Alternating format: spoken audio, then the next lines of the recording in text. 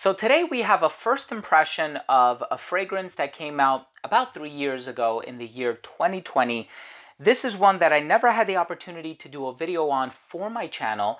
As a matter of fact, I never purchased a bottle. I was constantly sampling it, so this is not a true first impression. It's by the brand Etat Libre d'Orange, and this one is called Exit the King. I'm looking forward to giving you my thoughts on this fragrance, so make sure to stay tuned.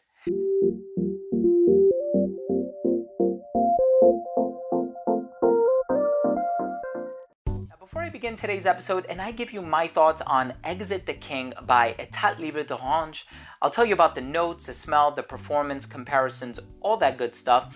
I do want to start things off first, however, by saying that if you're a fan of fragrance videos, reviews, top 10 lists, giveaways, unboxing, special guests, all that good stuff, please do consider supporting the channel by subscribing to it. Hit the bell and give this video a thumbs up, as it would greatly assist with the YouTube algorithm. It would mean so much to me. So here we have a fragrance called Exit the King. This is a soapy rose fragrance. There's also jasmine, there's lily of the valley, aldehydes, pink pepper, musk.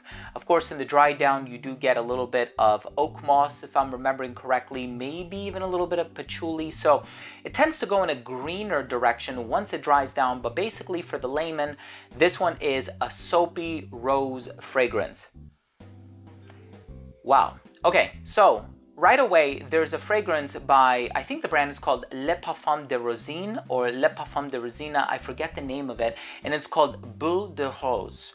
And that's a soapy rose fragrance. So as soon as I smelled this one, I was like, oh, this smells like pretty good, right? Like this smells like a soapy rose fragrance. And I know there's another, and of course I'm mispronouncing it because French is not my native language. I think it's Gris Montagne. I know it's been renamed to Gris Dior or something like that. It's by Christian Dior, part of the Maison Dior collection. And it also kind of gave me a vibe similar to that, like a spicy rose with an aldehydic soapy quality.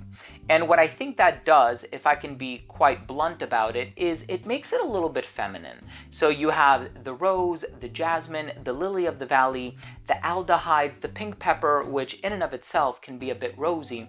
So I think this one might be a little bit feminine leaning. And I was actually reading a lot of the comments that were posted online on various forums. And it seems like a lot of the people who had sampled this fragrance and had quite favorable things to say about it were women, right? Or from their images that they use as their default pictures, I assume they are. So here we have a fragrance that's a bit feminine leaning, and it's a wonderful rose-based fragrance. It's a very clean, soapy rose, as I said. Some rose varieties on the market can be a bit jammy, some can be a bit spicy, some can be a bit full and dense, and I'm not getting that sort of weightiness or that density from this fragrance. It actually does come across smelling rather clean, rather soapy, so it does have that going for it. So if you're a fan of soapy fragrances, I know there's another one that I absolutely love. It has a ton of citrus in it. It also has a lot of neroli. It's by Milano Fragranze. It's called Naviglio. That is a wonderful soapy based fragrance. And of course, one of my favorites is Infusion D'Homme by Prada, which is now called Infusion d'Iris Cedar or Cidra, or something along those lines. I don't have that bottle, but I had the vintage, and you know, it was enough to get me by, I suppose. I've owned several bottles of it. So if you're a fan of soapy rose fragrances, I think this is one that's worth checking out, keeping in mind as well that it does tend to get in a bit of green direction as it dries down. I know this was a collaborative effort between two perfumers, Cécile Maton and Ralph Schweiger, and both of them are immensely talented. As far as this particular fragrance is concerned, it's not really my style, so I have to be honest. You know, I did like the other one by Le Parfum de Rosine, which is called Boule de Rose.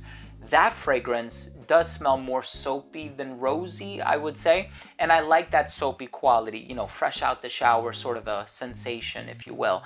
With this fragrance, you do get the jasmine, the soap, the lily of the valley. So it has a tendency of being quite floral. And when it comes to Etat Libre d'Orange, there's a lot of fragrances that I really do enjoy.